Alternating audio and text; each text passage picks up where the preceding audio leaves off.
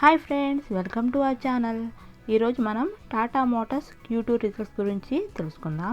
So friends, ఈ వీడియోని last వరకు చూసే ప్రయత్నం చేయండి. నా ఎక్స్ప్లెనేషన్ కనుక మీకు నచ్చితే లైక్ చేసి షేర్ చేయండి. ఇప్పుడు వీడియోలోకి వెళ్ళిపోదాం. టాటా మోటార్స్ బుధవారం సెప్టెంబర్ త్రైమాసిక నష్టాన్ని 4,441.57 కోట్ల నుండి 944.61 కోట్లకు తగ్గించింది. అయితే ఈటీ నౌ పోల్ అంచనా 655 కోట్ల కంటే నష్టం ఎక్కువగా ఉంది. ఆటో మేజర్ యొక్క కన్సాలిడేటెడ్ ఆదాయం Q2లో 29.7% పెరిగి 79,611 కోట్లకు చేరుకుంది. ఇది 79,644 కోట్ల స్ట్రీట్ అంచనాలకు అనుగుణంగా ఉంది. కంపెనీ యొక్క EBITDA మార్జిన్ Q2లో 130 bps YoY నుండి 9.7%కి మెరుగుపడింది. టాటా మోటార్స్ డిమాండ్ బలంగానే కొనసాగుతుందని, అయితే గ్లోబల్ అనిశ్చితి నేపథ్యంలో కీలకమైన పర్యవేక్షణ ఉంటుందని పేర్కొంది. Chip supply and cooling commodity ధరలను మెరుగుపరచడం వలన రాబడి మరియు మార్జిన్ల పునరుద్ధరణకు సహాయపడుతుంది మరియు H2 ఫైనాన్షియల్ ఇయర్ 23లో EBIT మరియు ఉచిత నగదు ప్రవాహాలలో బలమైన మెరుగుదలలను అందించాలని మేము లక్ష్యంగా పెట్టుకున్నాము అని ఎక్స్చేంజ్ ఫైలింగ్లో పేర్కొంది. టాటా మోటార్స్ CV కంపెనీ వాణిజ్య వాహనాల వ్యాపారం Q2 ఫైనాన్షియల్ ఇయర్ 22లో అమ్మకాలలో 15% వృద్ధిని నమోదు చేసింది. భారత్ వ్యాపారం కోసం దేశీయ హోల్సేల్లు 93,651 వాహనాలు వద్ద ఉన్నాయి. అయితే ఎగుమతులు 6,771 వాహనాల వద్ద ఉన్నాయి. కొన్ని ఎగుమతి మార్కెట్లలో ఆర్థిక సంక్షోభం కారణంగా 22% తక్కువగా ప్రభావితమైంది.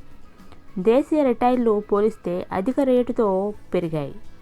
టోకులకు అవశేష వస్తువులు, ద్రవ్యోల్బణం మరియు ఫారెక్స్ ప్రభావం ఉన్నప్పటికీ అధిక వాల్యూమ్లు మరియు రియలైజేషన్ల ద్వారా మార్జిన్ మెరుగుదల సాయపడింది అని టాటా మోటార్స్ తెలిపింది. ఈ క్వార్టర్లో కంపెనీ EBITDA మార్జిన్లు 180 bps నుండి 5% వరకు మెరుగుపడ్డాయి. డిమాండ్ఫుల్ స్ట్రాటజీ, ఇన్నోవేషన్ ఇంటెన్సిటీ, రెండంకెల EBITDA మార్జిన్లను పునరుద్ధరించడం మరియు కొత్త వ్యాపార నమూనాలను విజయవంతంగా అందించడం వంటి వాటితో రిజిస్ట్రేషన్ మార్కెట్ షేర్ మెరుగుదలపై దృష్టి కొనసాగుతుందని కంపెనీ తెలిపింది. Next, Tata Motors PV passenger వాహనాల విభాగం బలమైన పండగ డిమాండ్ మరియు డీబాటిల్ నేకింగ్ చర్యల మధ్య 69% YoY మరియు 10% QoQ టోకు వృద్ధిని నమోదు చేసింది. అధిక వాల్యూమ్లు, మిక్స్ మరియు మెరుగైన రియలైజేషన్ల కారణంగా EBIT మార్జిన్లు 200 bps YoY నుండి 0.4%కి మెరుగుపడ్డాయి.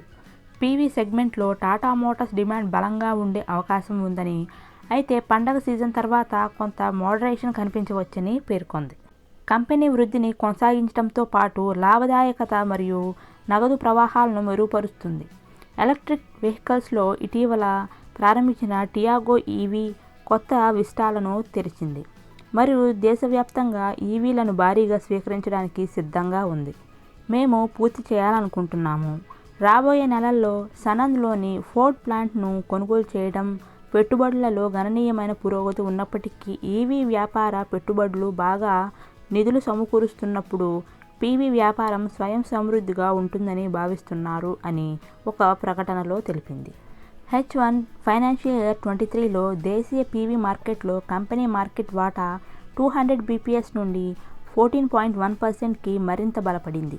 అయితే Q2లో EBITDA మార్జిన్ 70 bps నుండి 5.4%కి పడిపోయింది. నెక్స్ట్, జాగ్వార్ ల్యాండ్ రోవర్ ఆదాయం Q2లో సంవత్సరానికి 36% పెరిగి 5.3 బిలియన్లకు చేరుకుంది. ఇది బలమైన మోడల్ మిక్స్ మరియు ధరలను ప్రతిబింబిస్తూ 75,307 టోకు వాల్యూమ్లతో 17.6% మరియు 4.9% పెరిగింది. అది ముందు క్వార్టర్స్లో పెరిగింది.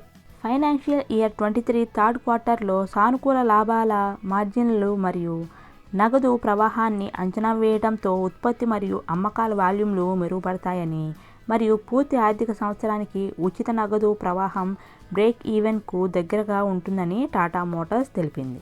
హోల్సేల్ పెరుగుదల అనుకున్న దానికంటే తక్కువగా ఉంది. ప్రాథమికంగా ఒక సరఫరాదారు నుండి స్పెషలైజ్డ్ చిప్ల సరఫరా ఊహించిన దానికంటే తక్కువగా ఉండటం వలన ఈ త్రైమాసికంలో తక్షణమే రీసోర్స్ చేయలేకపోయింది.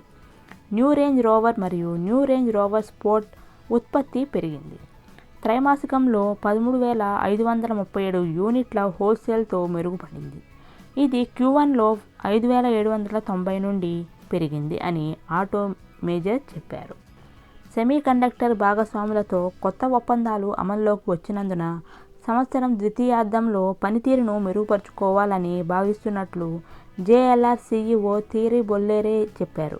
సో ఫ్రెండ్స్, ఇదేనండి టాటా మోటార్స్ యొక్క Q2 రిజల్ట్స్.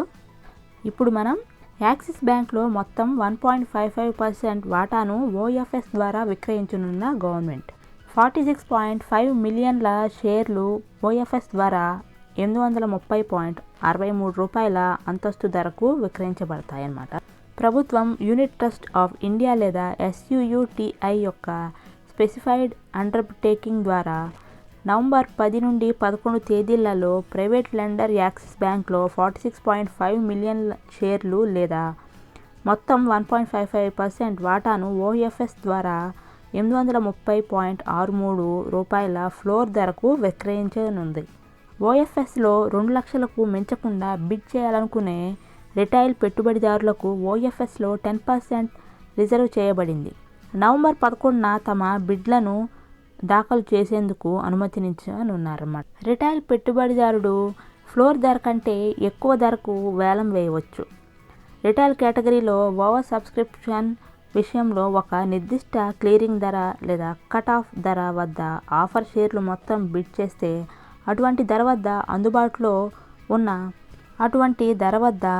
అందుబాటులో ఉన్న ఈక్విటీ షేర్ల సంఖ్య కంటే ఎక్కువగా ఉంటే అప్పుడు అటువంటి బిడ్ల కేటాయింపు దామాషా ప్రాతిపదికన జరుగుతుంది అని SUUTI ఎక్స్చేంజ్ ఫైలింగ్లో తెలిపింది.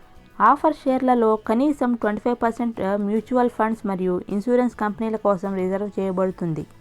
OFS కోసం ICICI సెక్యూరిటీస్, సిటీ గ్రూప్ మరియు మోర్గాన్ స్టాన్లీ బ్రోకర్లుగా నియమించబడ్డారు. ఫ్లోర్ ప్రారంభంలో American private equity major Bain Capital Axis బ్యాంక్లో బల్క్ డీల్ ద్వారా 0.5% వాటాను 1,487 కోట్లకు విక్రయించింది.